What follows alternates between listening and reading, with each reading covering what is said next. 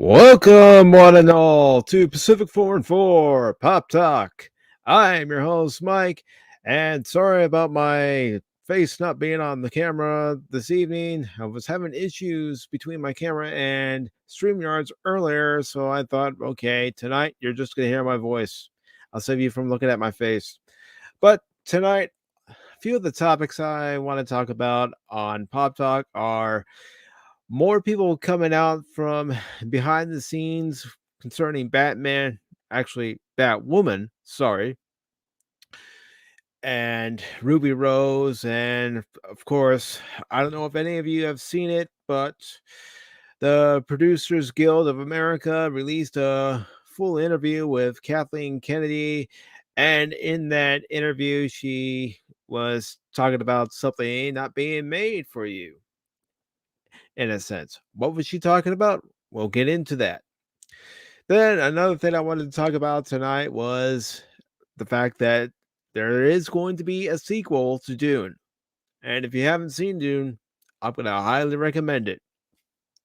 So let's go ahead and get underway, shall we? Jake D, hope you're ready, my friend. And let me go ahead and highlight you on the screen. Oops, there we go. And let me go ahead and share the screen that I want to share. Once again, hope you're all doing well tonight. As always, I appreciate each and every one of you for stopping by the channel. And I want to thank each and every one of you for watching last night's live watch and then review of Chucky episode 3, I Like to Be Hugged. And yes, I even got a few trolls during the night, but you know what happened last week too, and trolls are going to happen. It's just part of doing content creation on YouTube.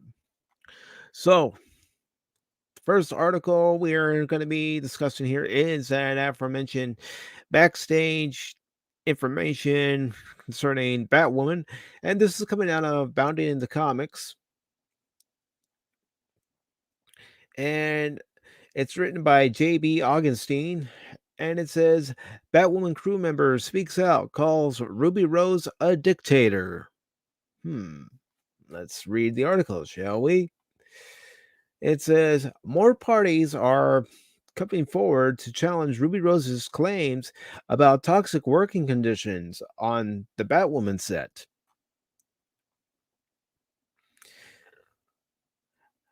The first was Warner Brothers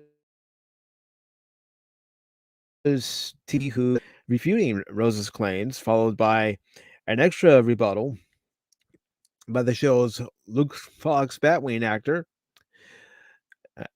Cameron Johnson. Now the testimony of a production assistant from season 1 named Alexander J. Baxter has provided detail of even more scandal. More scandal with Batwoman. And it goes on to say, in a statement given to CBR, Comic Book, for anyone who is not familiar with them, it says Baxter asserted that while he was initially excited about the opportunity due to being a DC fan, the experience soon went sour. And then it goes on to say as follows. Just grab something here. Make life a little easier. Little did I know of the hell that awaited me on those sets, his statement said. Continuing, Baxter explained everyone was professional and nice, save Rose, who was anything but. The production company, whose professional dialed in and in every way fantastic, he said. The crew was lovely, hardworking, and dedicated to countless night shoots. It sounded to be an amazing experience in the making. However, he added, then came Ruby Rose. From day one, where her supposed injury stopped her from doing 60% of her job, she began her first day on the show not acknowledging a single crew member besides anyone above the line. Baxter further alleges that Rose treated PAs, grips, and crew below the line like they were beneath her boots, despite the fact that they were working long hours and she was allegedly failing to memorize her lines or show up on time. She stormed off set and she yelled at people, and whenever she interacted with any of us production assistants, we were disregarded as the trash we picked up, Baxter continued. He then recalled two incidents, one where Rose giggled at the crew for setting up heaters and a snack table in her green room per her special request, and then another, she spilled some food, looked at Baxter, walked on, and left him to clean it up. That is what it felt like working beneath Ruby, cleaning up her mess. His statement commiserates. She even thanked us. She only made demands that left us all exhausted emotionally and physically. It's at this point Baxter called Rose a dictator, but in a shocking twist, he reveals she was also busy getting high on all assortments of drugs with a friend of hers on the days she was exorbitantly late by 8 hours. She didn't care how long we waited for her and made sure everything was perfect and ready. She just cared about her personal party lifestyle. From the moment we started the show, she made every new person that came on uneasy and unsupported. She was a horrible star and made so many of us feel like we're helping to make a show for a dictator. Well, you were, apparently, from your side of the story.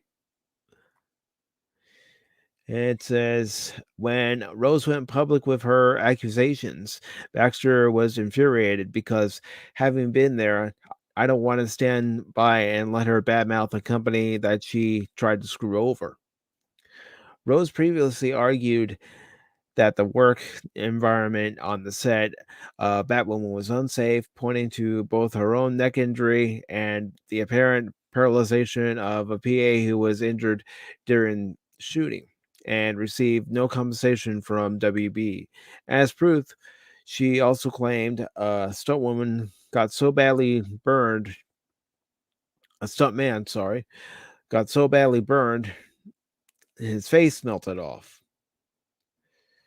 Says Warner issued their own statement countering that Rose's charges are revisionist history and that she was let go after multiple complaints of her misbehavior were quietly investigated and found to hold water.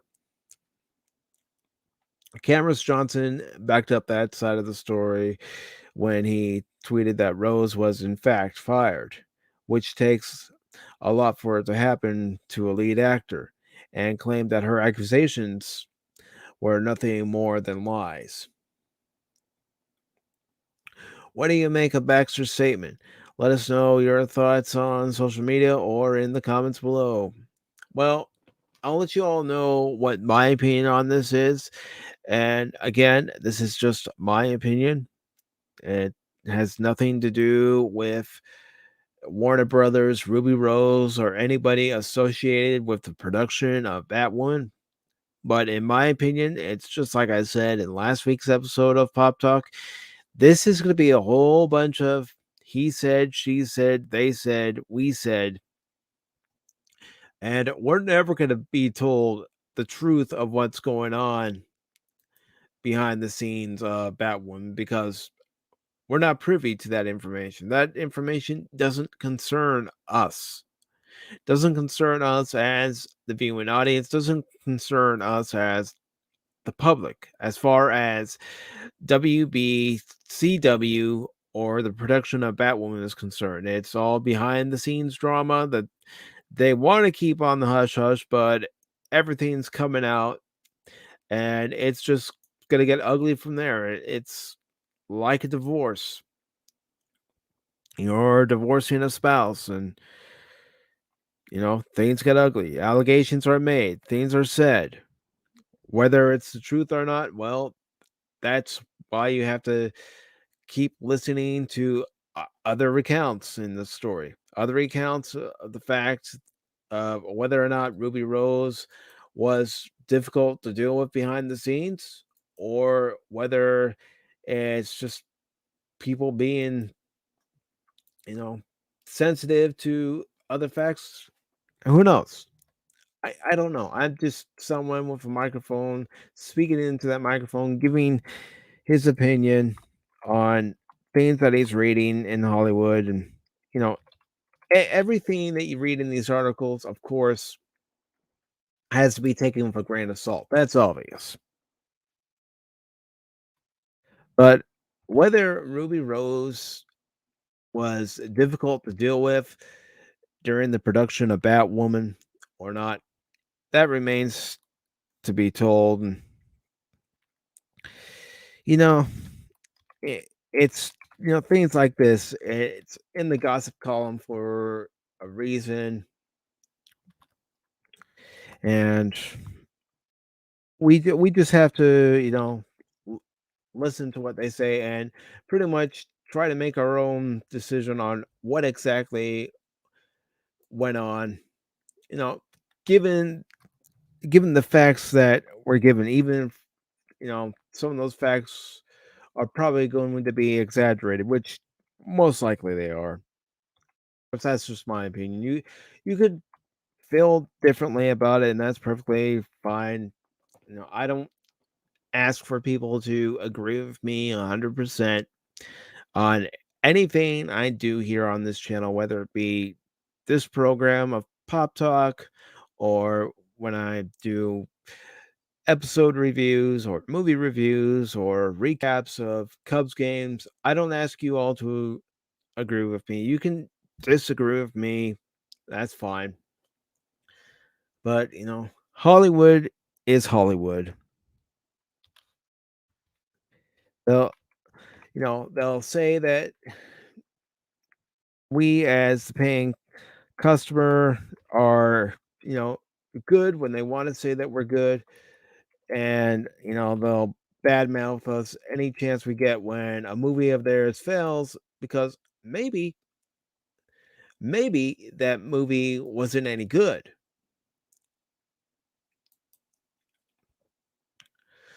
And, maybe what Hollywood needs to do is, when they come out with these contracts for their actors and, tell them, okay, we've got this deal for you.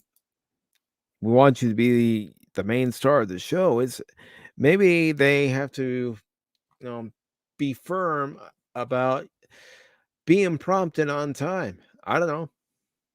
I don't know. I'm just speculating here.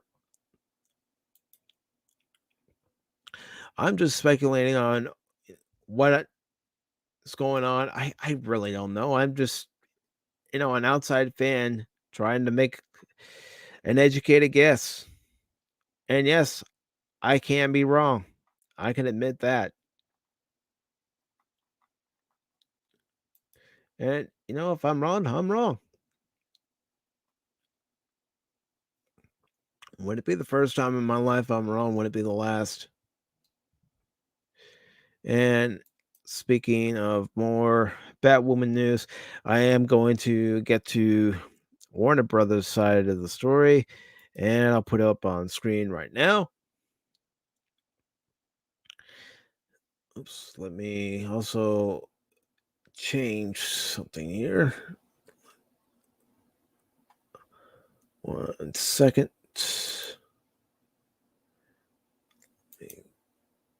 Do an edit. All right. There we go. That should be good. Now I can go ahead and show it again. So there we go. And now we're getting Warner Brothers side of the story. And it says Warner Brothers voices support for Doug Ray Scott in Batwoman scandal as Ruby Rose doubles down. And this article came out today.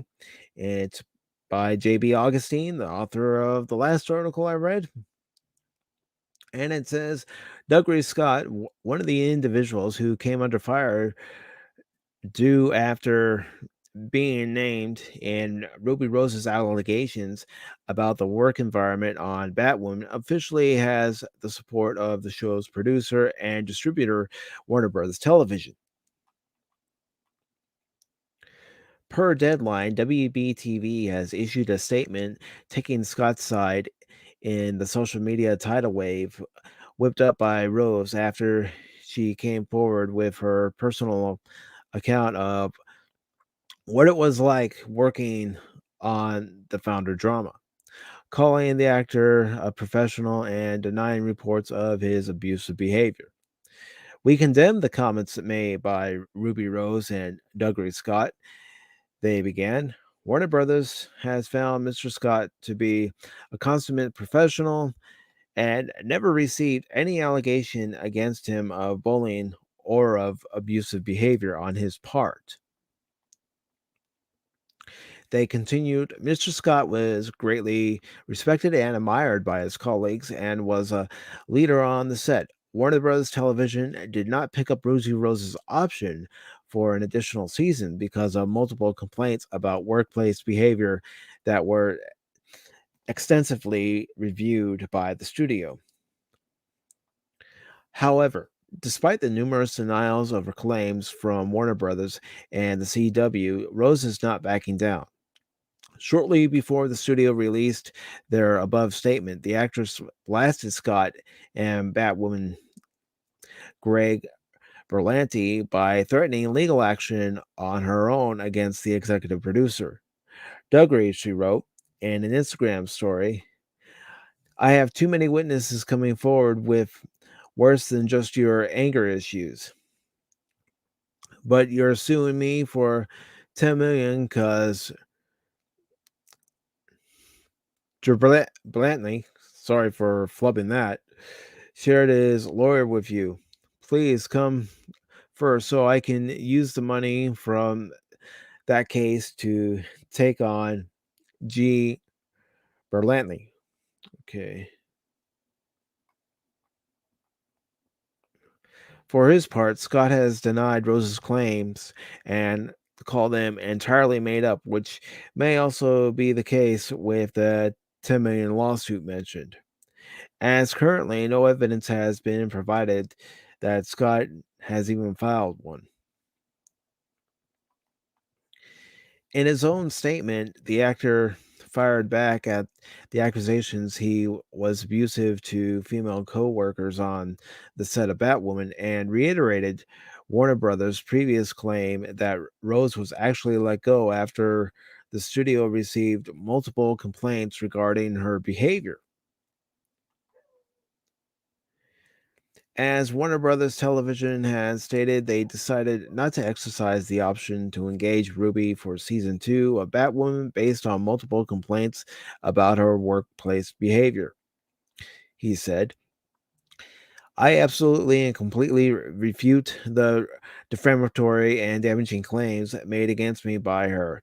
They are entirely made up and never happened. Rose has tirelessly taken aim at everyone listed, as well as the CW and Batman showrunner Caroline Dries, for what she considers a toxic work environment marked by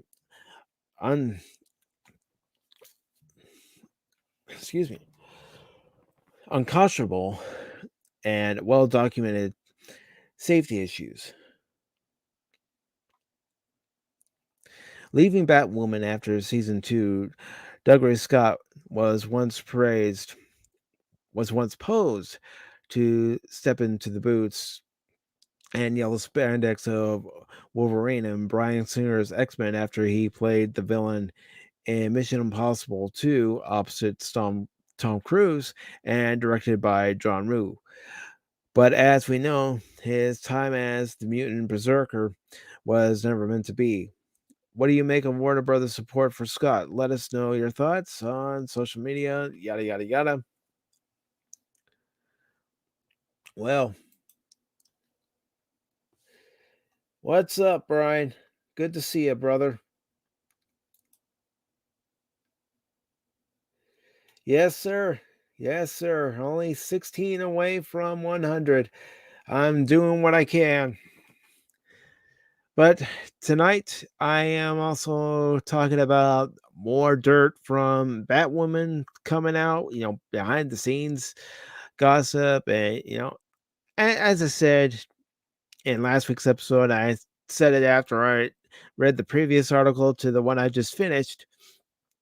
It's going to be a lot of he said, she said, we said, they said, the company said this, the production company is saying that, and the crew's going to say this, and the fired actress is going to say that. We're never going to get the full story on this. Do I believe that Ruby Rose could have been a problem? Am I all actors can be a problem on set? All directors can be a problem on set. And yes, studio and studio heads can be a problem, whether they're on or off set. And that's what this is. It sounds like, there was just a lot of problems with this production. And I will admit, I got through 20 minutes of the first episode of Batman. And after those 20 minutes, I needed to get my brain back.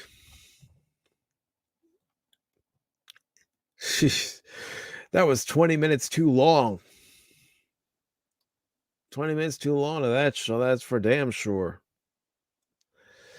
So yeah, this story, it's gonna be a mess for a while because we're never gonna be told the truth. Yeah.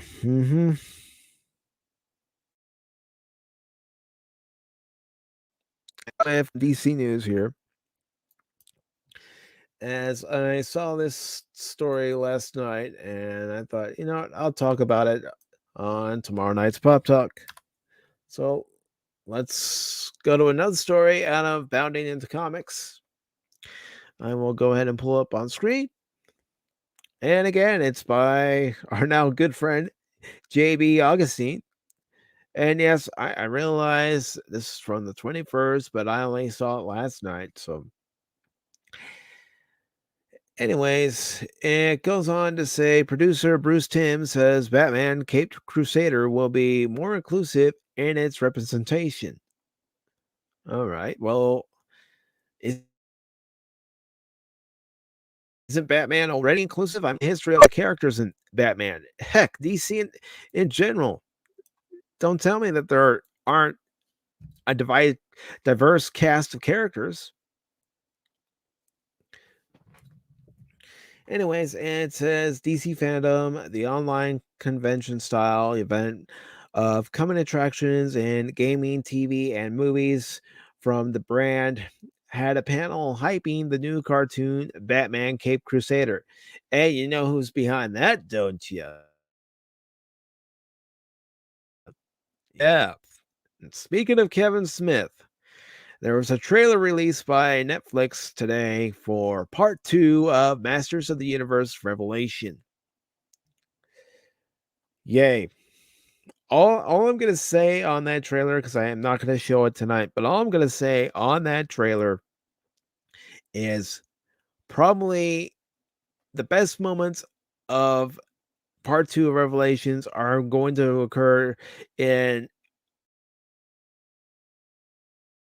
the first episode, and they put all that in the trailer just to try to say, "Oh, look what we're doing. We heard your backlash in, July about part 1, and here you go. Here's part 2. It's going to be even better." Yet, the thing to keep in mind is that part 2 of Masters of the Universe Revelation has been in the can for a while. So there's no going back and changing anything because of fan outrage. Anyways, this article says executive producers Bruce Timm, J.J. Abrams, Matt Reeves, and James Tucker. I'm sorry, J.J. Abrams. J.J. Abrams, Kevin Smith. Well, anymore, in my opinion, those two guys seem to ruin everything they touch.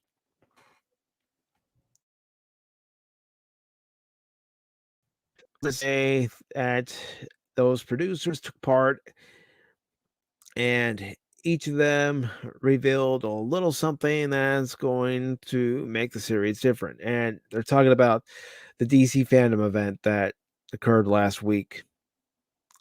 Of course, it was only online, but it still occurred nonetheless. It says Tim, who's partly responsible for the success of Batman the Animated Series, added in a random note toward the end of the talk that won't shock anybody in present social climate, but his comment might break a few hearts that had hoped for the Cape Crusader to have more inclusivity than prior iterations in the DC animated universe, said Tim. The way we deal with the characters is going to be quite a bit more modern in terms of inclusivity, representation, things like that. Right before that, he explained this modern spin will be set against a timeless 40s backdrop, leaning further into the German expressionist style that they did in the 90s. Tim also stated one of my elevator pitched versions of the show is that it's more Batman the Animated Series than Batman the Animated Series. And it kind of goes back to the original principles of the show that we originally came up with back in the early 90s. He added there was certain limitations on what we could do in terms of adult content in terms of violence and adult themes. Otherwise, Tim looks at it like 1990 again, and he gets to do things he always wanted, emphasizing it's back to basic principles of Batman, the animated series, without the limitations. He says, I've got JJ and Matt backing me up.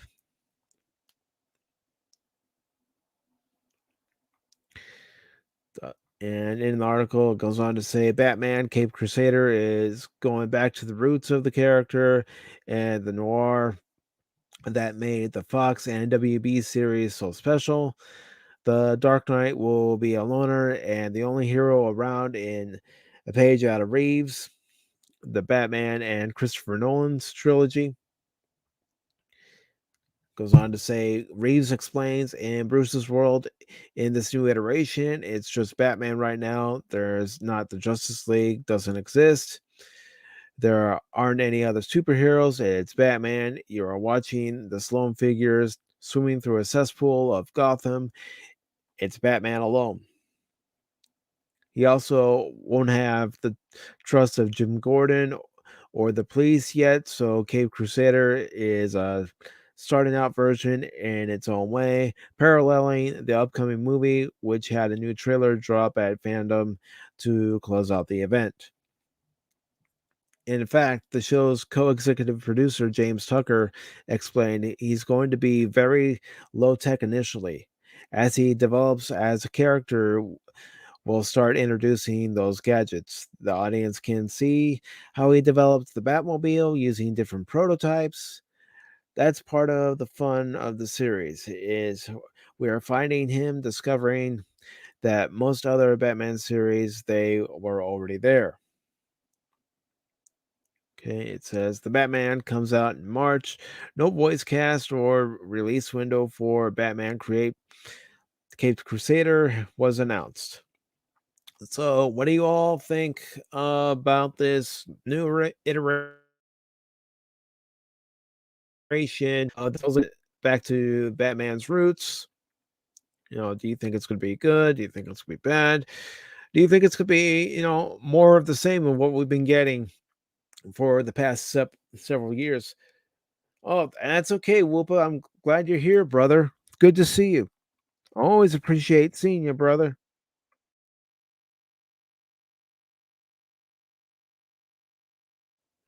No, that's all right, brother. That's all right. That's all right. I'm glad you're here. That's what counts. So you're here.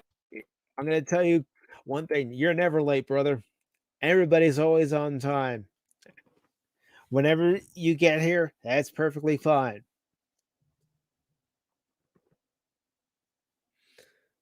And yes, thanks for reminding me, Nerdpoil. It is Whoopa Troopa Wednesday. And yes, Tuesday night trek in 26 minutes. I will probably show up at some point to say hello to you gentlemen. So looking forward to hearing your takes on the rest of the episodes of Star Trek Continues. And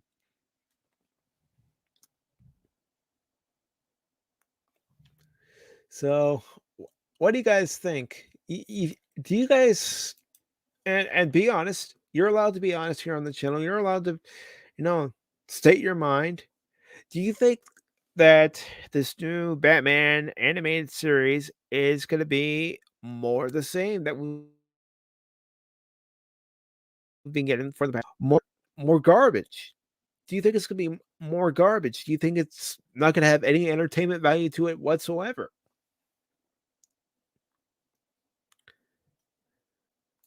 What do you guys think? I mean, you've pretty much already heard what I think. I do think it's going to be more woke jargon and garbage, and it's not going to be true to the character. And as far as being diverse, Batman already has a diverse cast, as I've said.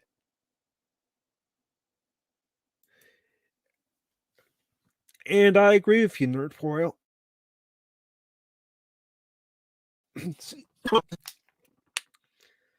Excuse me there. But yeah, I agree with you wholeheartedly, Nerdpoil. You can't trust writers nowadays. You can't trust them at all. Because anytime they, try to build up our expectations and, say that something's going to be more true to its original, we all know what happens when that's said. Diversity, well, there's nothing wrong with diversity, but when it's already been there as part of, something like Batman and DC in general, you don't have to, try to find a way to appease those who will never watch anything like this, who never cared about any of these characters. They don't care about Batman. They don't care about Superman. They don't care about Captain America, Iron Man, Black Panther. All they care about is an agenda. That's all they care about.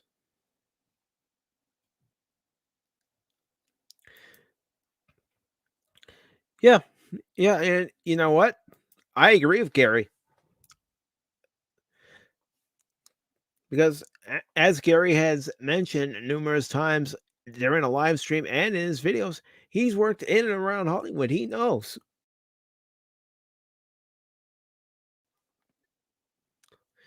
And you're right. They don't hire talent. They don't hire for talent. It's, either intersectional, checking the box, like Gary has mentioned every time, Doomcock's mentioned, several other YouTubers have mentioned. And, you don't need those guys and gals to mention it when you can see it for yourself. No, we all see it. We all witness it.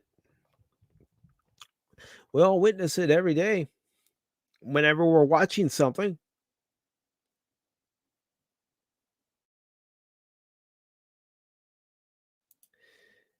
And see, Whoopa is saying they never do diversity as a sideshow. They race swap someone, then they make it all about their new face. Yeah, I mean, look what's happening to redheads. And hello, Godzillionaire. Thank you for stopping by, brother. Really appreciate it. Really glad to see you guys. But excuse me. Take a look at what they're doing to redheads. Every redhead character is, and I don't know about you guys, but I got nothing against redheads. I got nothing against anybody. But you don't need to change out a character just I need to get another sip of water.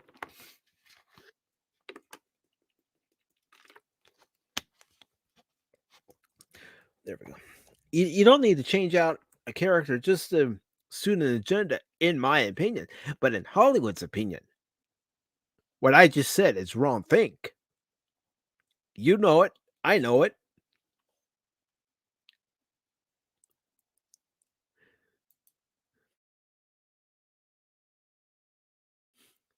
Stop Irish hate. Stop redhead hate.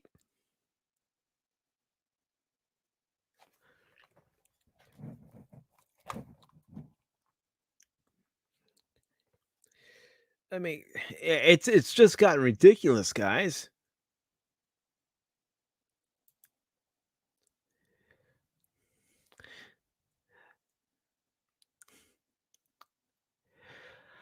I don't know, Godzillionaire. I don't know how you misuse any good redhead character. Heck, you want to know something? You want to know something? One of my favorite redhead characters from Teenage April O'Neil. My other favorite redhead character was Dr. Crusher in Star Trek The Next Generation. And another one, and yes, it is another Star Trek character, Kira, Major Kira. You don't mess with the redheads, man. You just don't.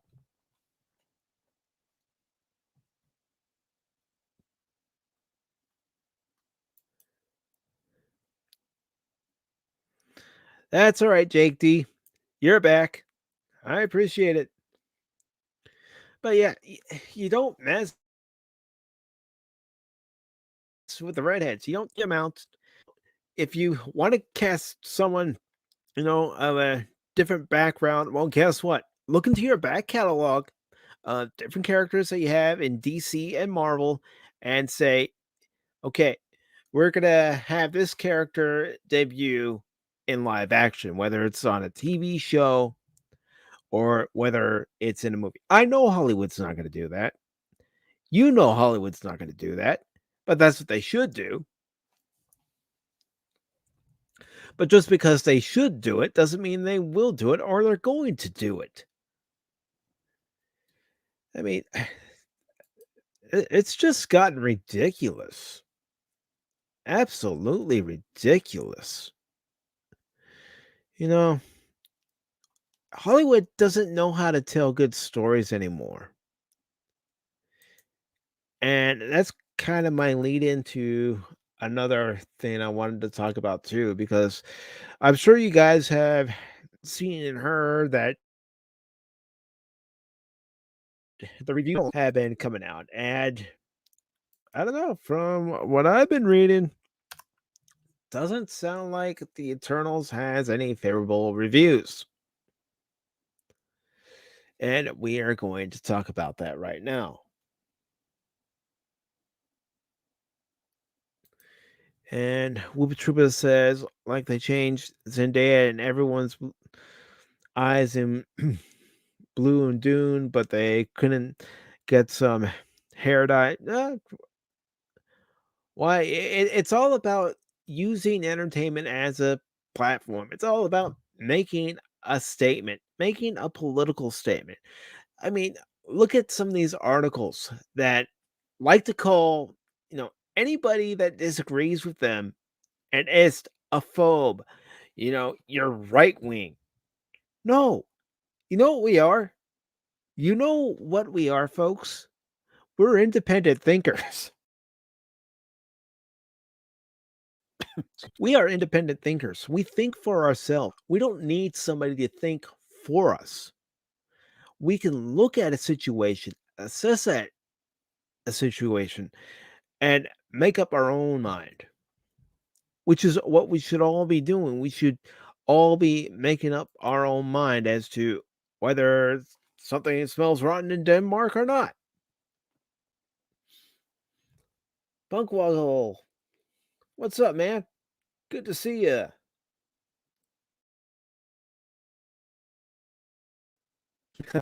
Godzillionaire. The Turtles. Yeah, I've got a feeling this movie is going to be the biggest turd we've ever seen in recent years. But anyways, this article again is from Bounding in the Comics. It's by John F. Trent, and it actually came out yesterday.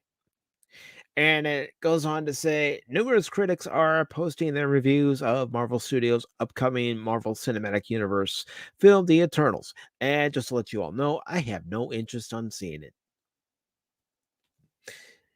And it says on Rotten Tomatoes, the film currently has a 72% rating from 43 reviews. The average rating is 6.2 out of 10, with 31 fresh scores and 12 rotten scores. Well, that's going to change as soon as people see it. I mean, you want to know what I think it's going to be? It's going to be what Godzilla was alluding to, Eternals. It's going to be a turd. It's going to be a pile of. It's going to be a pile of shit. To be perfectly honest, it's going to be a pile of shit.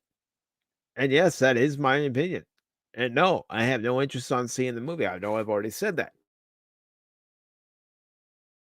but I have no idea.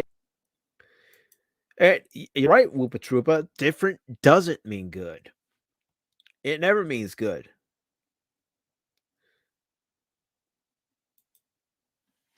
And yes, I will go ahead and plug Tuesday Night Trek because I enjoy what you guys do over there. I enjoy what Master Paul, Gogo, you Nerdporial, and Spock do over there each and every Tuesday night, or in this case, Wednesday night, and talk about Star Trek.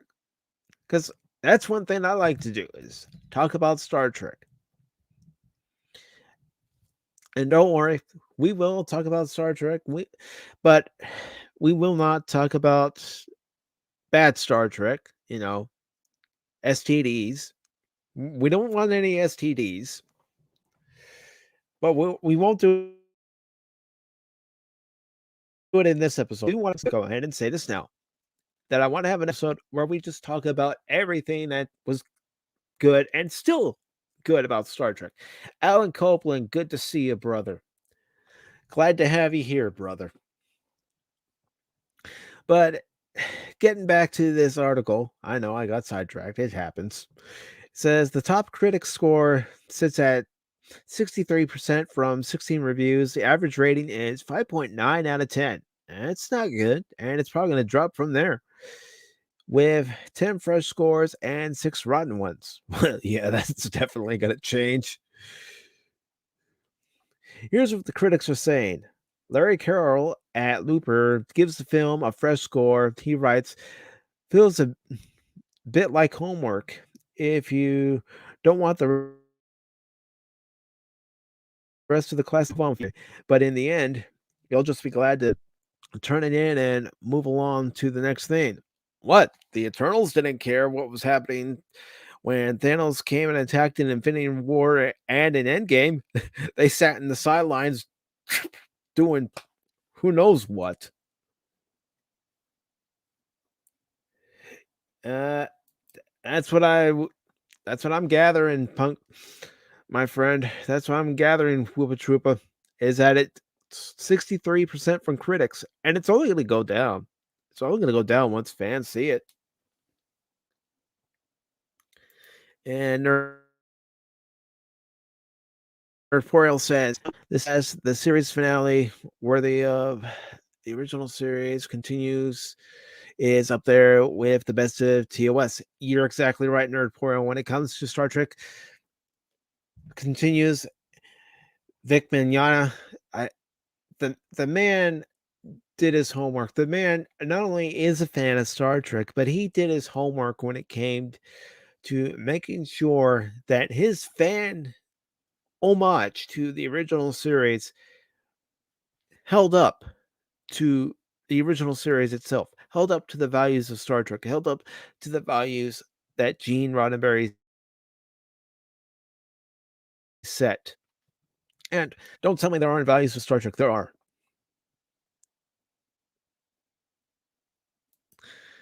And Punk Waddle says the critics work 63% of the time, every time. Oh, you know how the critics are. Anytime they say a movie's bad, and I have seen some early reviews for Ghostbusters Afterlife, and they're pretty much saying that about Ghostbusters Afterlife, it just tells me go see it. Go see it, which I plan to do. I plan to go see it when it comes out because I am looking forward to a true Ghostbusters movie, a true sequel to Ghostbusters and Ghostbusters 2.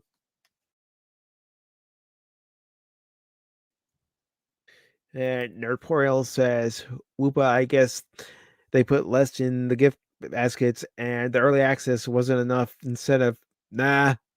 I mean, really, it's going to happen where the critics finally wake up and say to Disney, no more, no more.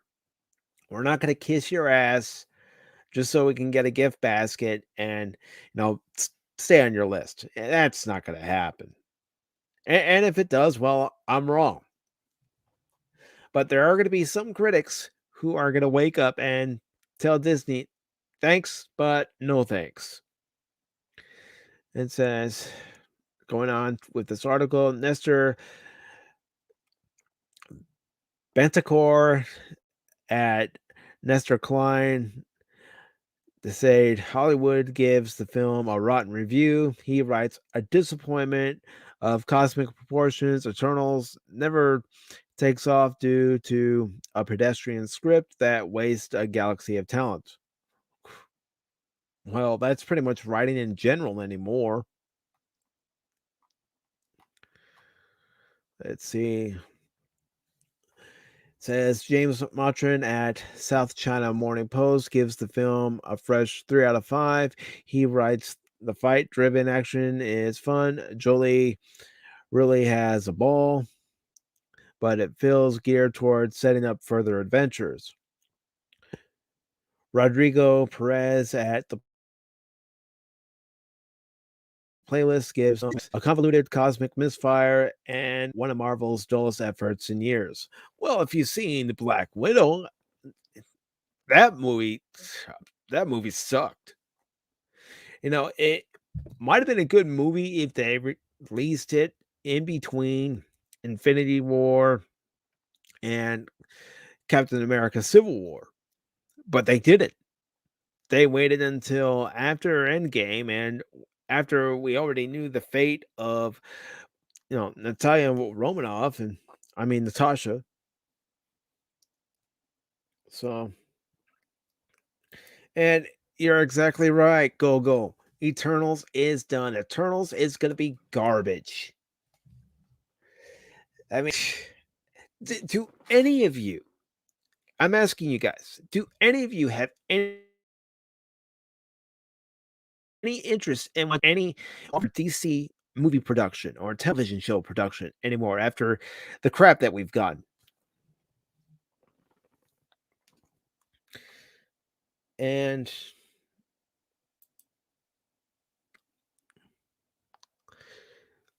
it says needing that, but not getting a good one is a dilemma for all ages. Really? Yeah, I know, Punk Waddle. I know. And Gogo 13. By the way, hello to you, Gogo 13. Glad you're here.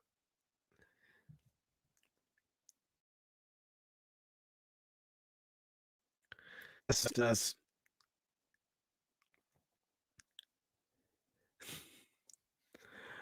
Uh oh. Uh oh.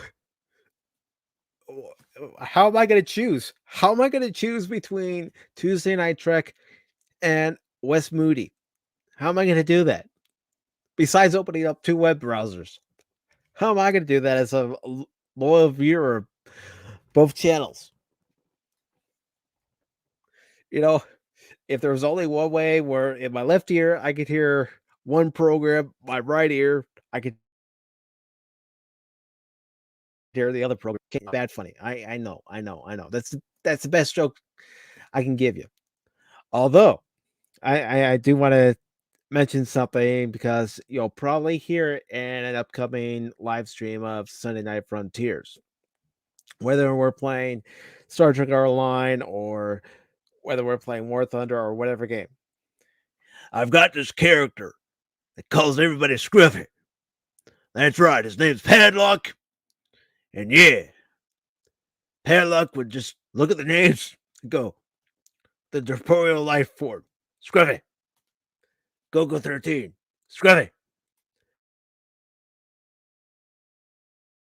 Punk Scruffy. But you know what happens with these Scruffies? When they're playing a game, they die, they come back to life, they die again, they come back to life again. So yeah, be prepared to hear me act like a complete goofball. But anyways, getting back to this, Jamie Jerk at comicbook.com gives the film a fresh 4 out of 5. Well, of course, it's comicbook.com. What do you expect? They pretty much kiss anyone's ass, in my opinion. She writes, Eternals will likely be one of the more divisive films in the Marvel Cinematic Universe. No matter how you feel about Eternals, there's no denying Phase 4 is off to an exciting start. Yeah, right. Uh, Thank you for stopping by, Nerdporial. Really appreciate it. See you there after I'm done with the show. And you too, Go.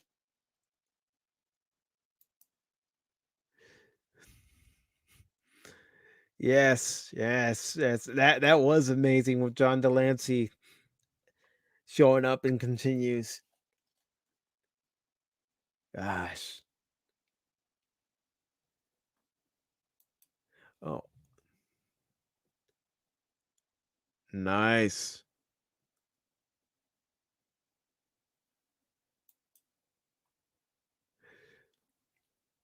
All right, let me just get back to this.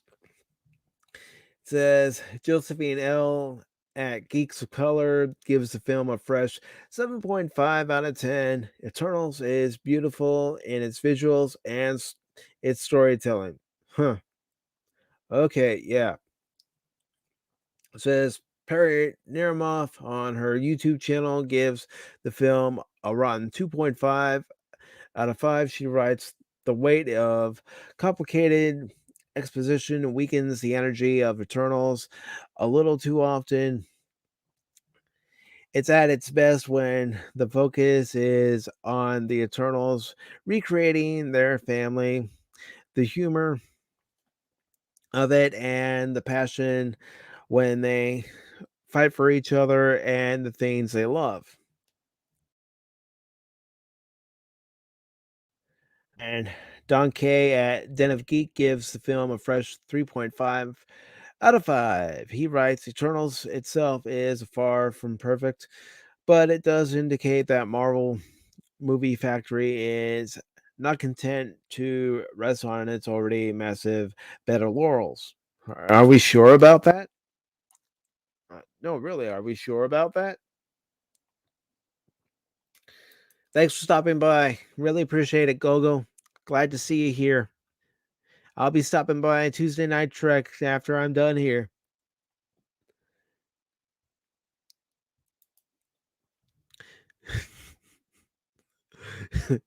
Yeah, it stalled out big time. It stalled out once phase 3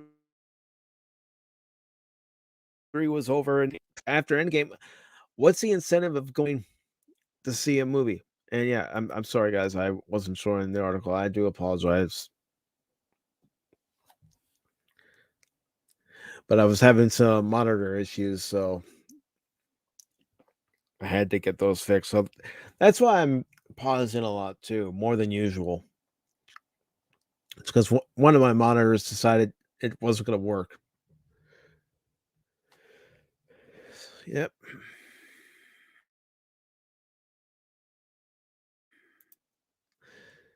So let's see what else it says. Says Dulcie Pierce at The Sun gives the film a rotten 2 out of 5. She writes, "Boy, does this patchy, paceless film go on for an eternity. I bet. I bet." And Pete Hammond of Deadline Hollywood Daily gives the film a fresh score. He writes, Zhao, and that's Zoe Zhao, the director, seamlessly uses expert filmmaking skills weaned on a smaller scale to great effect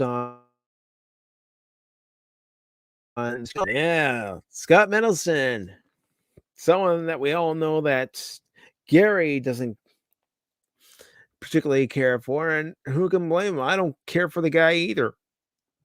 Him and his cuties love fest, in my opinion.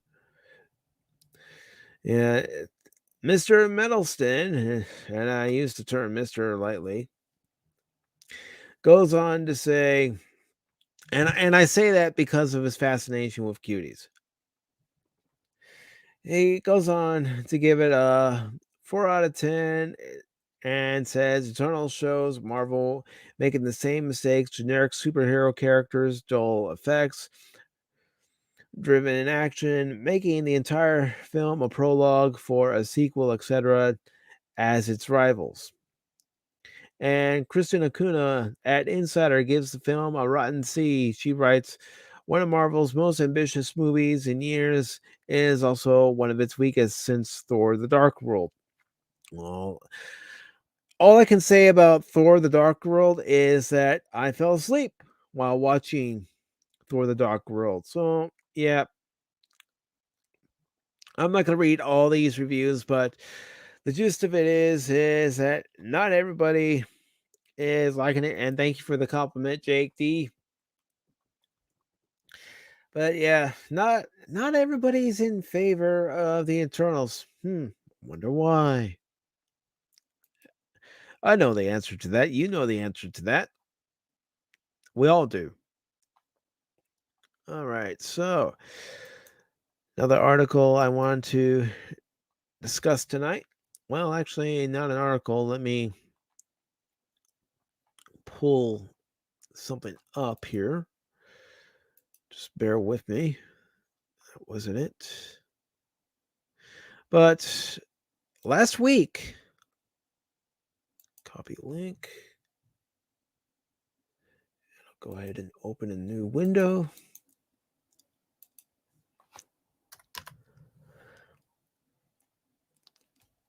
I need to pause it. But last week, this video came out where there's an interview with Kathleen Kennedy for the Producers Guild of America. And in this interview, she is talking about the movie The Color Purple and saying how people dismissed it, and then goes on to say something that we've heard before from a Hollywood actress named Brie Larson, that this movie wasn't made for you. Well, yes, Kathleen, we all know that. We all know that you made 3 Star Wars sequels that obviously weren't made for Star Wars fans. Now, again, I'm not going to play this, but I will go ahead and at least show you where the video's at. So if you want to see it, you can. If you don't want to see it, I don't blame you, but there it is. Yes, Godzillionaire and Punk Waddle Dark World was. But anyways, I'll go ahead and include the link if you want to waste about an hour of your time listening to this interview. But there it is right there. But, Kathleen Kennedy saying people didn't like the movie The Color Purple. She takes some shots at Steven Spielberg too, and she just shows that she's one very unhappy Hollywood producer. And you know, some of the things that she says is talking about the 80s, how we weren't quite diverse. I guess I grew up in a different timeline of the 80s because I seem to remember the 80s being very diverse, very open, very accepting.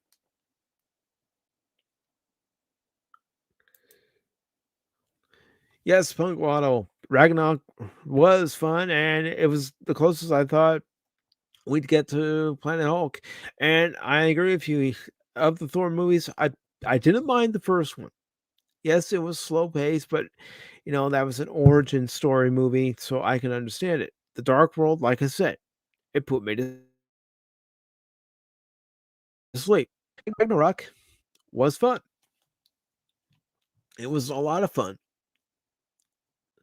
And it was something that was needed for Thor, but it it's it's one of the things too where you look at it and you think, is that really where Disney started going overboard when it came to having, comedy in their series of movies and, what would eventually lead to their television shows was Thor the Dark World because there were a lot of jokes in that movie.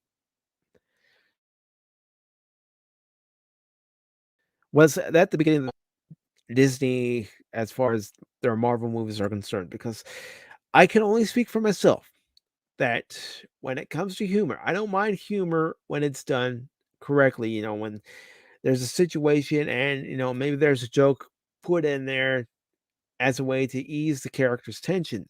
But when there's jokes after jokes after jokes that are exactly what you're talking about, Whoopa Troopa, those jokes were so cringe, though. Yes, they were. And I'm asking, was Ragnarok, as fun as it was to watch it in the theater and, you know, watch it in general as a Thor movie, was it was it just me getting older and not finding any of those jokes funny, or just, you know, thinking, here I am watching a Marvel Studios movie, Thor Ragnarok, and wanting to see a good film. I don't care that it's based on a comic book. I want to see a good film. And I don't need to have a corny joke here and a corny joke there to help advance the story. What I want is the characters to help advance the story, be told, why are we there? Who are these characters that are part of this story? You know, where they get us to the end point.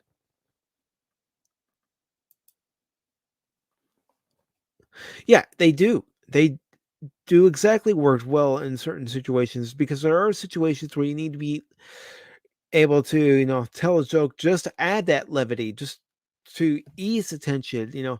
Somebody maybe having, issues at home or, issues on the job, and, somebody cracks a joke just to bring levity to the situation. Maybe it's a situation where people are thinking, "Oh, great, what do we do now?" And maybe someone does just say a small little joke just to ease that tension as you're talking about Whoopa Troopa. And Guardians works perfectly, partly because of Pratt. Yeah, Chris Pratt is Star Lord, Peter Quill. Chris Pratt is exactly what you're saying, Whoopa Troopa. He makes the character work. He makes everything around that character work.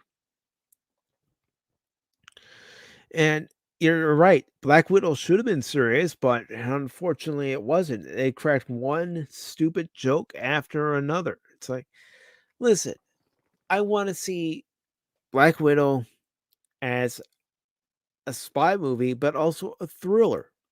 I don't need her and her sister cracking jokes that really have no place in it. I mean, there's a scene in the movie where they're breaking up the Crimson Guardian out of this facility, and I'm sorry for the spoilers for any of you who haven't seen it, but it's Natasha's sister, Lena, who actually cracks a joke while flying a helicopter as she's being shot at.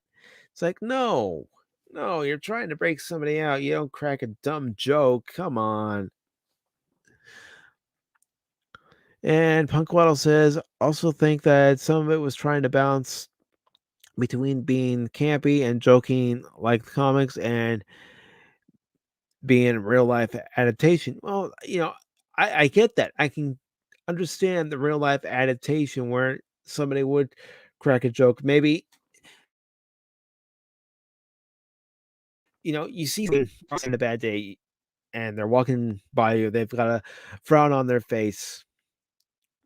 So what do? You try to bring a smile to their face by maybe cracking a small joke, or you know what? A simple hello. A simple hello will do wonders for people. So let's see what else we can talk about. Because there's still a few other things I want to talk about tonight. And again, thank you all for showing up. Really appreciate it. So give me 1 second. Let's see.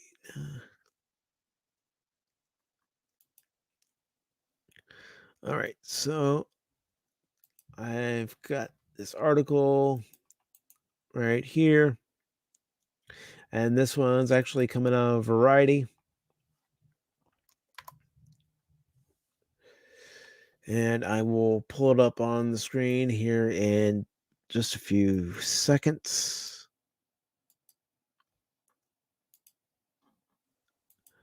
So here we go.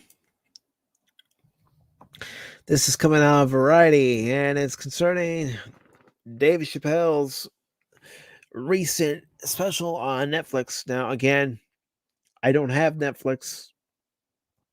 I don't really plan on renewing my Netflix subscription anytime soon, even though I would like to see season 4 of Cobra Kai. But really, is it worth paying $20 just to see, 10 episodes of Cobra Kai? No. No, it doesn't make any lick of sense. But this article's out of Variety. It's by Elise Sheffer, and it says Dave Chappelle willing to discuss the closer with trans community, but says he's not bending to anyone's demands. No, he's a comedian. Why should he have to bend to anyone's commands? Comedy used to be where a comedian would go up on stage and they would poke fun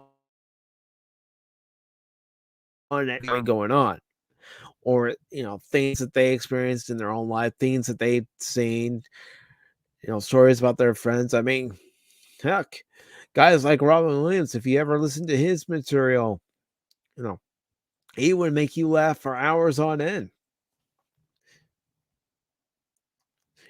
George Carlin, Richard Pryor, and some of the greats of comedy would always have those jokes. Yes, they wouldn't be tolerated today, but you know what? Maybe that's what we need. We need somebody who's willing to bend, the forbidden line, across the forbidden line. Just tell jokes again. That's what we need. That's what out there, and just tell jokes again. Because again, comedy is subjective. What one person finds funny, another person may not find funny, but that's why there's something for everybody. That is why there's something for everybody. When it comes to comedy, we're all fair game. Okay, so it says Dave Chappelle has spoken out about the controversy over his Netflix special, The Closer. In the new stand-up, he is willing to meet with transgender Netflix employees or other members of the trans community, but won't bend to anyone's demands. In the video, Chappelle remained unapologetic about the special, which was accused of containing trans, led to a walkout at Netflix saying, "I said what I said." See, he's owning up to it. He says, "You know what? I said this. I'm standing by what I said," and that's impressive anymore in this day and age where people will say something and then they'll backtrack and go, "I never said it. You sure about that?" Okay. So it goes on to say, "It's been said in the press that I was invited to speak to the transgender employees of Netflix, and I refuse. That is not true. They had invited me. If they had invited me, I would have accepted, although I am confused about what we would be speaking about," Chappelle said in the video. "I said what I said, and boy, I heard what you said. My God." And he goes on to say, "My God, how could I not? You said what you want, a safe working environment at Netflix. It seems like I'm the only one that can go to the office anymore." Chappelle claimed that the controversy was about corporate interest and that some members of the LGBTQ plus community have been supportive of him. And correct me if I'm wrong, but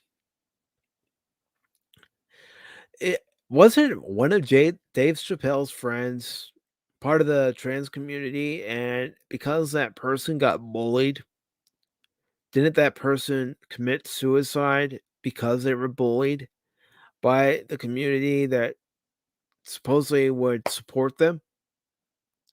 If I'm wrong, let me know. If I'm not, or if I'm close, let me know.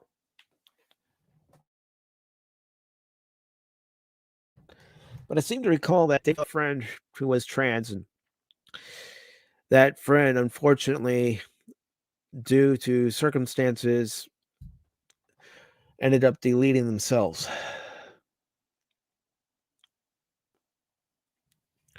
Okay, it goes on to say, "I want everyone in this audience to know that even though the media frames it that it's me versus that community, that it's not what it is. Do not blame the LGBTQ community for any of this shit. This has nothing to do with them. It's about corporate interest, and what can I say? And what I cannot say. And I need you to know this. Everyone I know from that community has been loving and supporting. So I don't know what all this nonsense is about. It's about the media trying to frame a picture, trying to, paint Dave Chappelle as a bad guy. And Whoopa Troopa says his trans friend spoke out and said Chappelle should have been canceled and he was funny. Later, self deleted, and journals tried to blame it on him. Yeah, that's what they're doing. They're trying to make anyone that they don't agree with look bad. That's what they're trying to do. And that's what they've been trying to do. If you don't agree with them, you're bad. No, you don't agree with them because you have your own thoughts and your own opinion. Everybody is entitled to have their own thoughts, their own opinions. Whether they're right or wrong, well, that depends on how you look at it. Yes, there are people that will say things that should never be said, but there are also people that will say things and they're saying it to try to, you know, wake you up a little bit and help you see the reality of the situation. Okay, it goes on to say Chappelle also spoke out about his upcoming documentary about his summer. 2020 comedy tour, claiming that it has now been excluded from film festivals. It says, "This film that I made was invited to every film festival in the United States, and some of those invitations I accepted." Excuse me. When this controversy came out about the closer, they began disinventing me from these film festivals.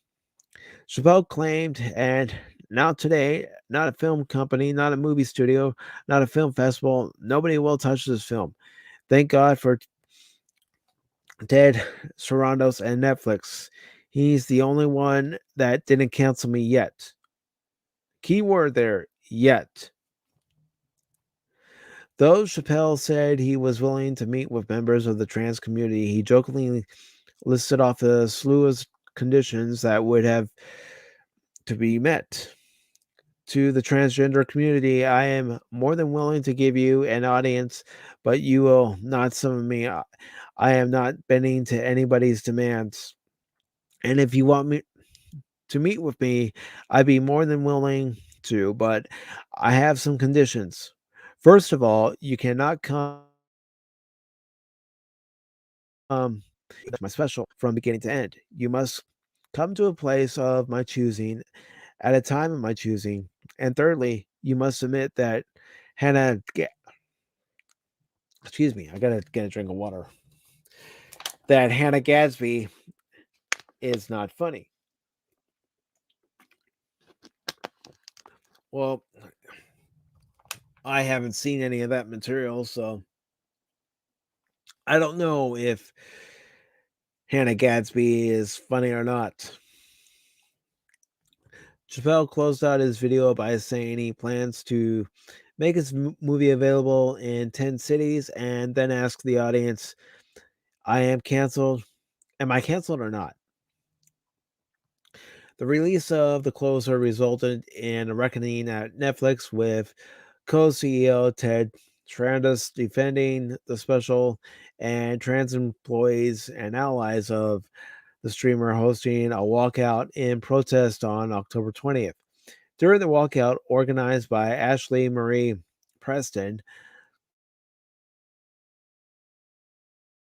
firm was sorry, a list of firm asked was presented to Sarandos, and Preston told Variety that Chappelle was invited to speak to the organizers but refused the opportunity.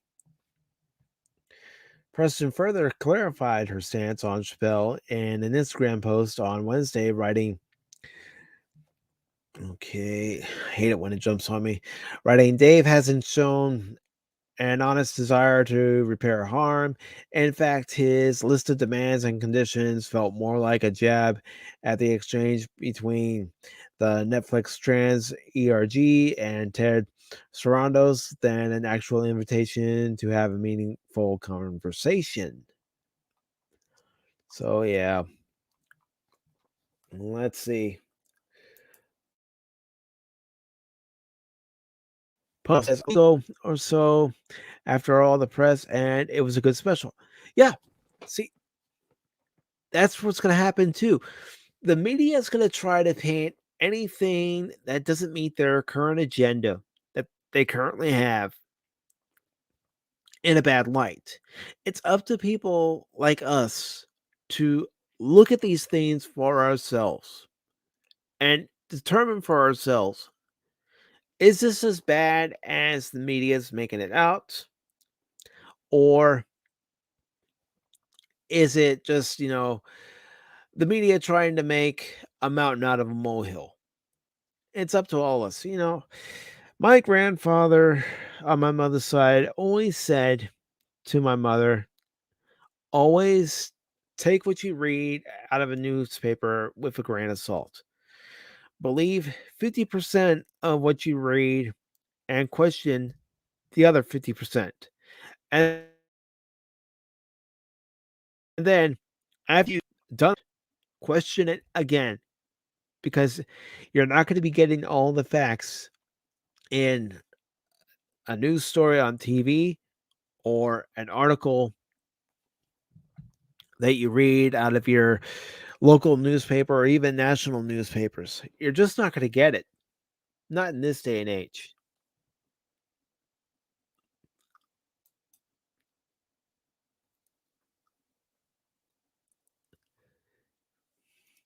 But yeah, you're just not going to get it. You're not going to get the truth. You have to sift through all the rubble to get the truth from these people anymore. And now there's something else Netflix related that I wanted to talk about. I will go ahead and keep the shared screen on screen instead of opening and closing it over and over again. But this story is coming out from the Wrap, and it's discussing cuties. And it says that Netflix suppressed cuties search results to minimize backlash to French film. Report says. It says the streamer removed the controversial film from coming soon and popular searches and adjusted its algorithm according to The Verge. This article is by Brian Welk. It came out this morning. And that's another reason not to have Netflix is because of cuties. I don't for the life of me understand why somebody thought it was okay to have this put up on their platform. I don't understand it. I don't understand it at all. Who thought it was okay to exploit kids, especially in this manner? It says a new report claims that Netflix internally scrambled to suppress search results and tweak its algorithm for the controversial film Cuties in an effort in an attempt to minimize backlash to the film. The Verge reported Wednesday that Netflix removed cuties from its coming soon and popular searches categories, and that it was excluded from searches that included the words cute. The article the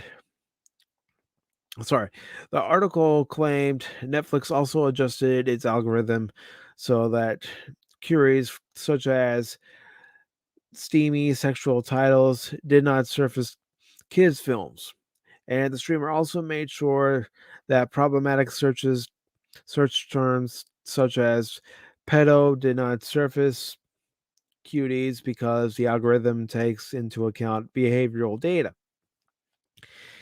An internal Netflix document reviewed by The Verge said Netflix related search queries for the film. Again, why the hell did they have it on their platform to begin with? That's the question I've been asking ever since I heard about it.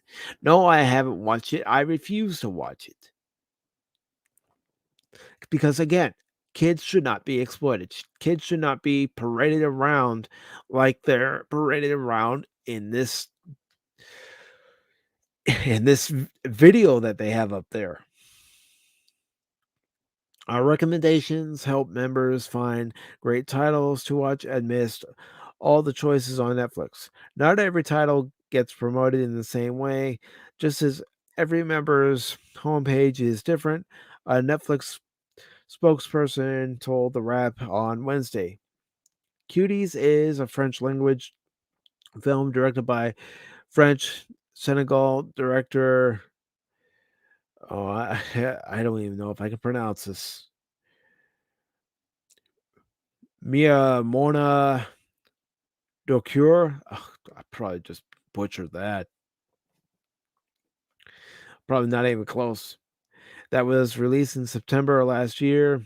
It faced fierce backlash after an American poster for the movie showed its young stars as young as 12 years of age, wearing crop tops, short shorts, and striking suggestive dance poses. Again, that is not acceptable. And Whoopa Troopa says it's very gross, but sexualization of kids has been happening in our society for at least a decade. Cuties is a symptom of a greater disease. Exactly. Kids should not be exploited. Kids should not be paraded around in adult ways in no way, shape, or form. And Punkwaddle goes on to say, Hollywood. Uh huh.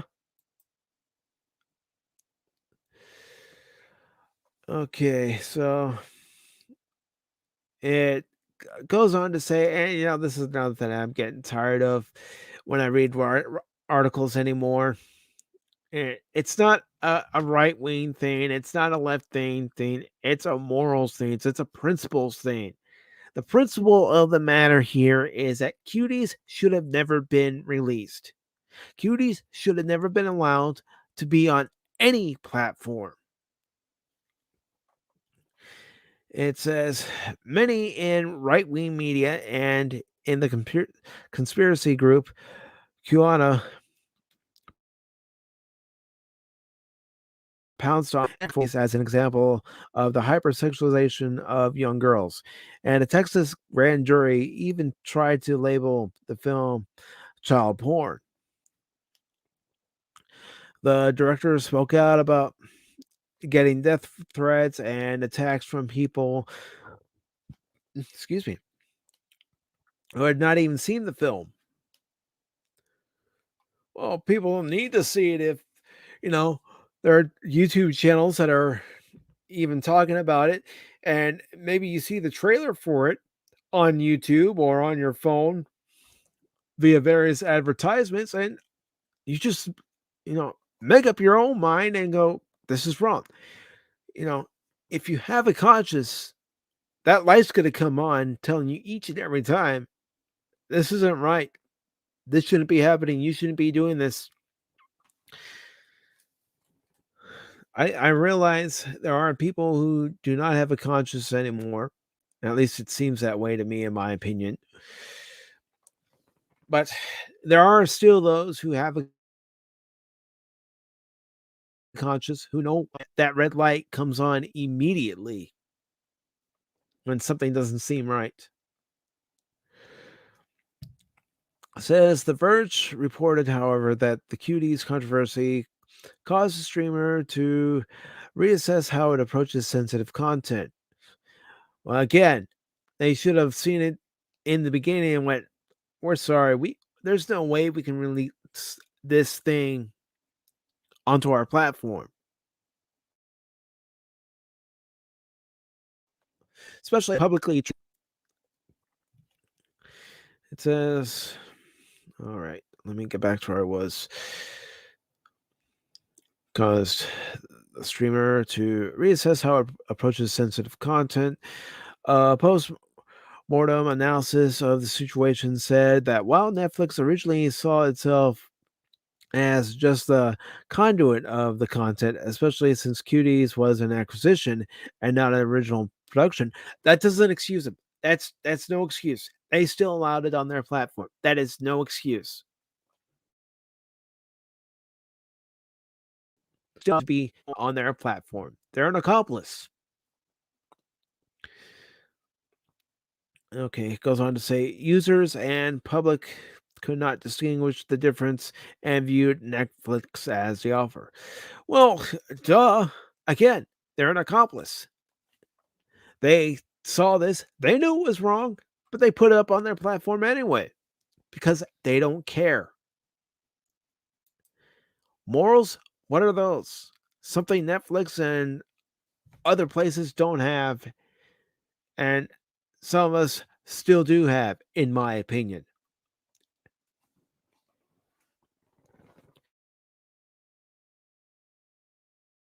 And I said it's why I'm saying in my opinion, because that's exactly what it is. It's my opinion. You may have a different opinion, and that's fine. That's why I allow you all to, voice your opinions. I don't censor anybody. You have something you want to say it. Okay, it says, as a result, we may unconsciously absolve ourselves of the need to view our content through this lens. The document obtained by The Verge read, "The report comes in the wake of the ongoing controversies around The Closer, with Netflix employees and activists criticizing the comedian's comments as transphobic." So, yeah, there we go. Netflix is trying to cover their ass. They're trying to cover their ass and say, "Oh, it's not our fault. You know, this is another company that produces material. We'll change the algorithm so it's harder to find, but it's not our fault." When they still allowed it on their platform. At the time it was on their platform, yes, I did have a subscription last year, but I've canceled it. The only time it was active, and I'm going to go ahead and say this, the only time it was active was so I can review part 1 of Masters of the Universe Revelation and also watch Cobra Kai. I have canceled my subscription and I'm not going back. I'm disgusted by them. I'm disgusted by their behavior and their willingness to show this crap.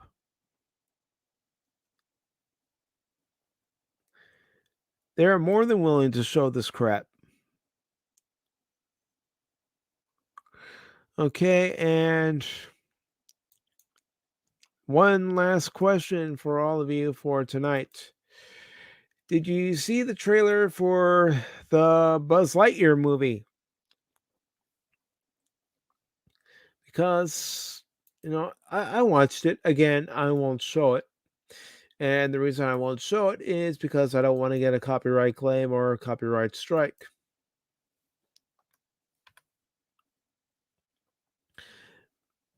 But if you seen the trailer for Lightyear, let me know your thoughts and opinion on it. But according to the director of Lightyear, and this is coming out about it into comics from John F. Trent, it says that the director implies Tim Allen was never considered to voice Buzz Lightyear. And in case you didn't know, it's Chris Evans who is voicing Buzz Lightyear in this particular movie.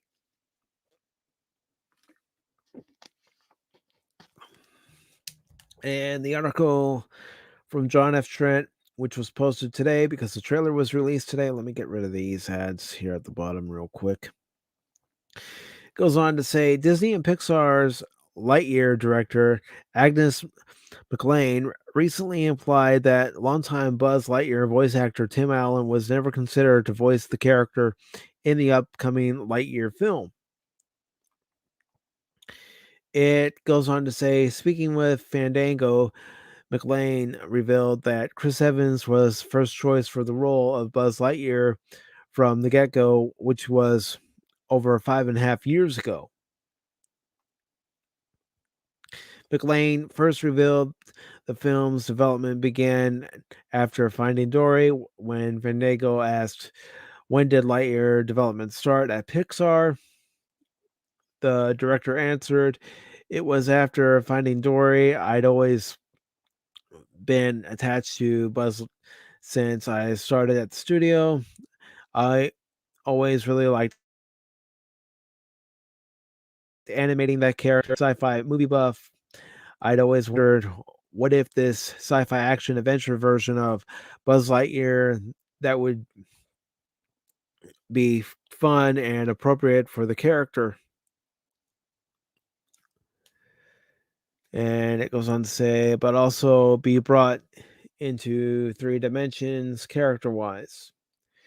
He answered his own question, stating a straightforward sci-fi action adventure movie that was what we all liked as kids and still like. Fandango would ask McLean, "When did you know you were going to be directing this film?" He responded, "I knew when they agreed that they wanted to do this pitch. So 5.5 years ago, it was not a big deal to keep quiet because we're so trained not to say anything." Goes on to say, as for the implication that they never even considered Tim Allen, McLean was asked, when did Chris Evans come on board? McLean stated, really early on. He was the first choice pretty much as soon as we knew we were going to do it. And he came up, drove up to Pixar. We hung out for a day and pitched him the movie. He was thrilled. He really was. He totally got what we were going for. He's been such a part of the process of honing the voice and recognizing the reference to what could be and what the character should be, and taking that seriously, finding comedy in the character of it and not in mockery, he continued.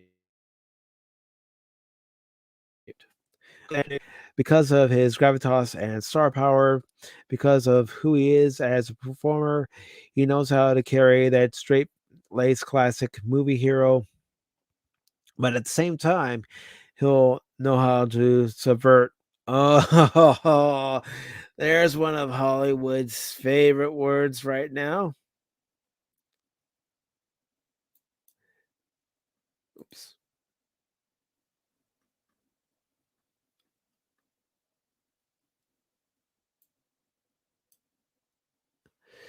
But there's one of Hollywood's favorite words right now. Know how to subvert. Yeah, they love to subvert our expectations, don't they, fellas and ladies? All right. So, continuing on, it goes on to say, in a very knowing way, it's not a subtraction for the character. It kind of is from a certain standpoint. I mean, from my standpoint, there's been one particular voice of the character, and that's who you associate with Buzz Lightyear is Tim Allen. So, you know, I can see where they're going here, though. Is they want the bigger name actor to try to draw seats to the movie theaters, but you know, there are going to be people like me, and go ahead, call it gatekeeping if you want. I don't care. But there are going to be people like me who associate the character with one voice and one voice only. Yes, there have been many characters created throughout the years that have been voiced by many different voice actors over the years after, either an unfortunate passing of the original voice actor or that voice actor moving on for various reasons.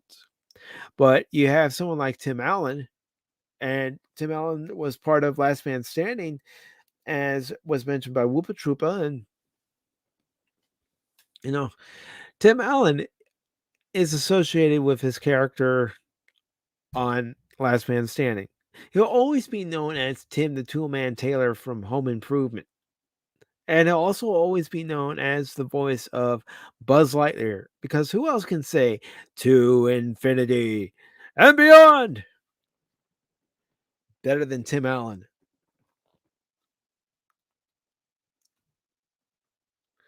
And Whoopi Troopa says, I get why they would move on if they have to, but I doubt they even offered the job to Tim Allen. I agree. They never even mentioned it. They never even mentioned it to him. And again, that's my opinion. They probably never mentioned it to him. He concluded, I can't say enough great things about Chris Evans. I'm so glad he said yes. McLean would also discuss hopes to capture what the film hopes to capture when it comes to Buzz's character. He explained, there's a core idea about Buzz that we noticed when we really drilled down looking at all the Toy Story movies, that Buzz is a disagreement over the nature of reality. In the first Toy Story, he believes he's a space ranger when Woody says he's a toy. In the second movie, they had to bring in another Buzz Lightyear to jumpstart that again, and he had to convince his other self that he was a toy. And there's a Spanish Buzz in Toy Story 3, and then the inner monologue in Toy Story 4. That was a bedrock for something we knew we needed to pay off. McLean added, Buzz is somebody who takes his job very seriously and is very much a rule follower. And he has a steadfast belief in himself. There's these tropes of that kind of a hero that we're recognizing, feeding on, and playing with. But he's such an, oh gosh,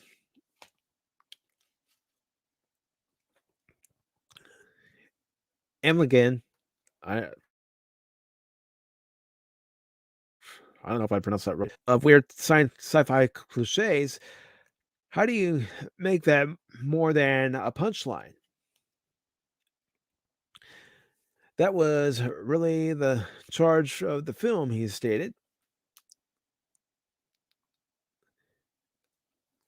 As for the movie as a whole, McLean says Lightyear is a story that's very personal. Okay, so again, something else Hollywood likes to do.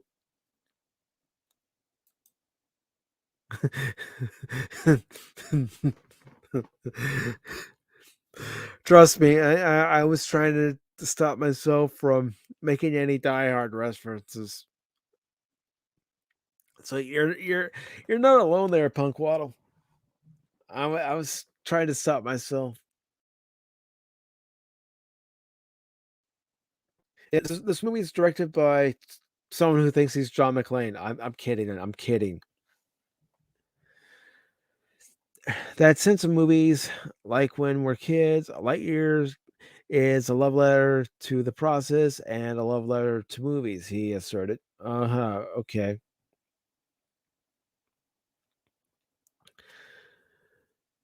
All right. So, okay, I know I skipped it. Sorry. But he says it was very personal. It's meant to be more than anything a really fun movie and the way that I work in movies because I like movies. I like watching movies and I really want it to be something that's enjoyable and fun.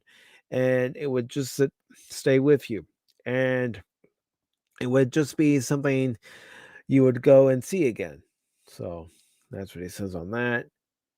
And then, of course, it goes on to say that the official synopsis for the film states the sci fi action adventure presents the definitive origin story of Buzz Lightyear, the hero who inspired the toy, introducing the legendary Space Ranger who would win generations of fans.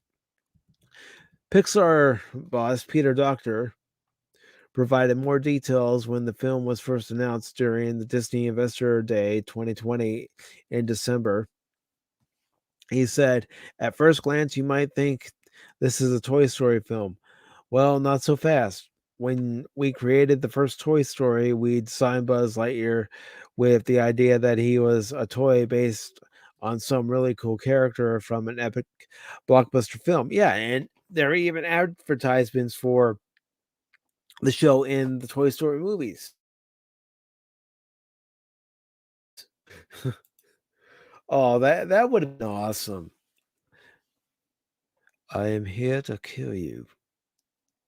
No, I can't really do an Alan Rickman impression. By Grathar's hammer, you shall be avenged.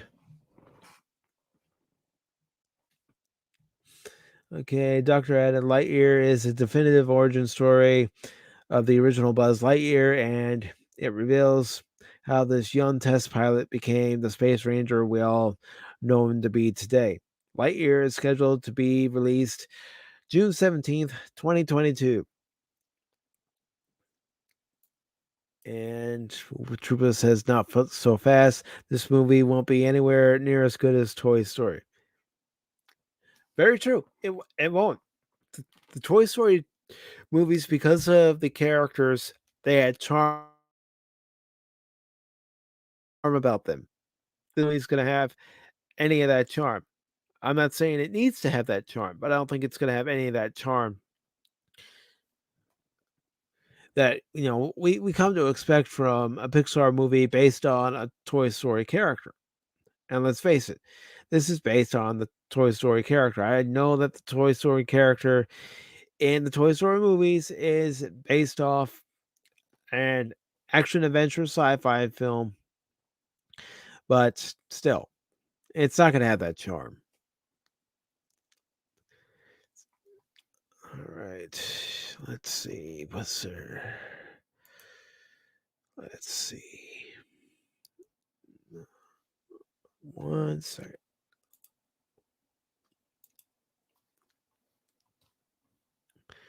And no, the only other thing I wanted to talk about is the main topic here. The main topic. All right. I don't know how many of you have seen Dune, but let me just look at the comments. Would the definitive origin of Buzz Lightyear be a swept shot in China? Uh, yes. Yes. It would be at a factory in China where he was made. Punkwaddle says, so you can say, well, Buzz from Toy Story was a toy, and this Buzz by Chris Evans is the original fictional Buzz, and the toy was based on. Wait for it. Yep. We all know, that there is something good. And I know this is a opinion thing for those who have seen Dune, and for those who haven't, I can't talk right now. Let me just disconnect this Discord call and then I will continue. I can't talk right now, guys. I am still doing Pop Talk. I will talk to you as soon as I am done here.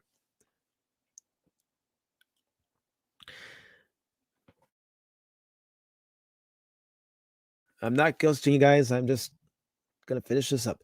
This is coming out of Bounding into Comics. And it is talking about the sequel to Dune.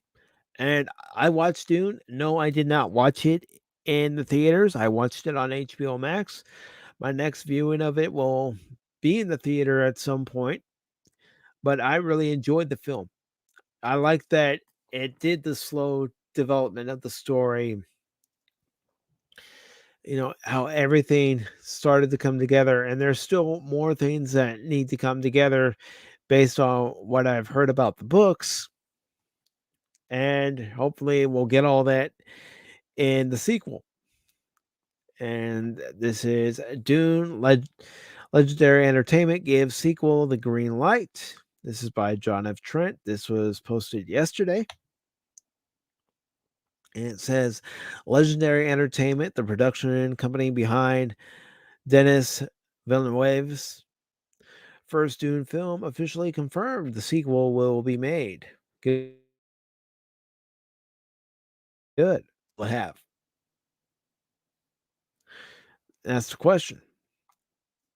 It says Warner Media Studios CEO Aaron Sarnoff all but confirmed the sequel would receive a green light earlier this month. She told Deadline, "We will have a sequel to Dune. If you watch how the movie, see how it ends, I think you pretty much know the answer to that." Well, yeah, but wouldn't it also not be the first time a movie or a TV show has ended on a cliffhanger and we've never gotten that second part? Never. I mean, heck, look at Solo: A Star Wars Story. That ended with Darth Maul returning to the live action films. Now he returned to the Clone Wars, but they made it official and live action that he was back. But we never got a sequel to Solo because Solo lost money. And it says now Legendary has confirmed a sequel is in the works. Writing. Thank you to those who have experienced Dune so far and those who are going in the days and weeks ahead. We're excited to continue the journey. And I'm looking forward to it. Goes on to say, Chairman of Warner Brothers Picture Group, Toby Emmerich, also revealed the sequel will arrive in theaters in October 2023. So we have 2 years to wait for the sequel, which seems about right.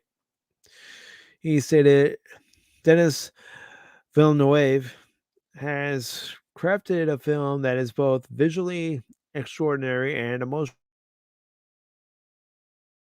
enhanced by its global success, both critically and at the box office.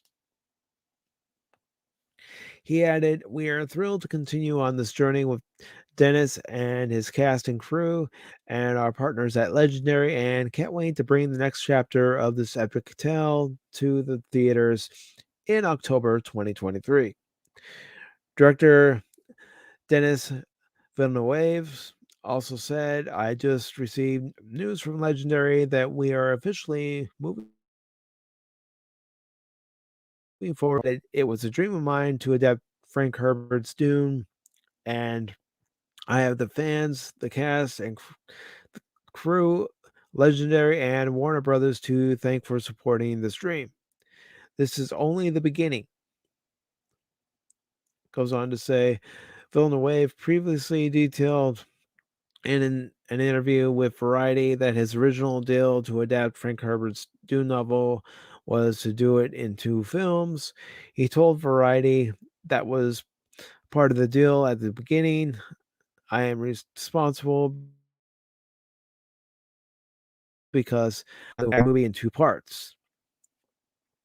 And I wanted at the beginning to do both parts simultaneously at the same time.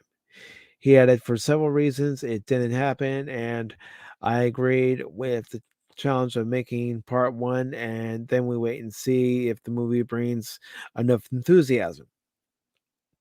And it would be the first time if they had actually made the sequel right after the first one back to back. I mean, Back to the Future Part 2 and Part 3 were shot at the same time.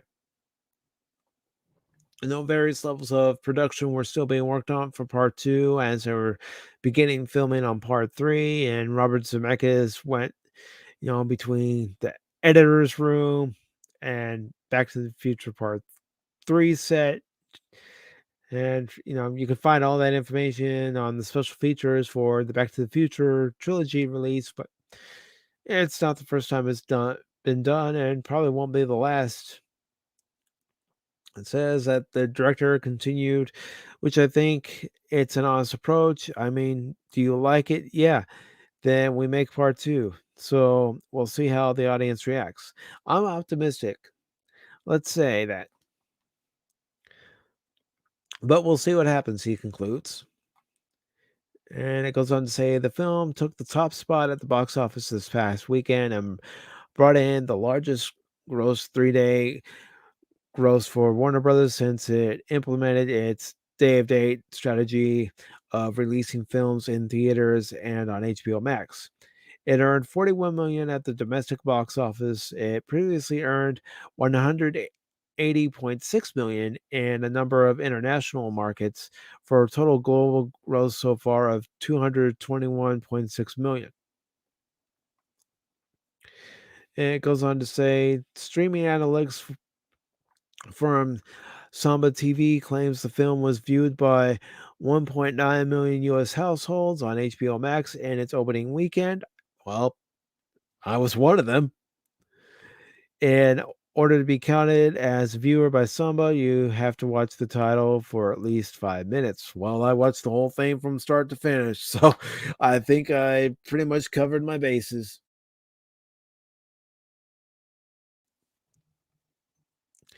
And it says, based on Samba's TV's data, Dune is the sixth highest performing film on HBO Max. Mortal Kombat currently holds the top spot with 3.8 million.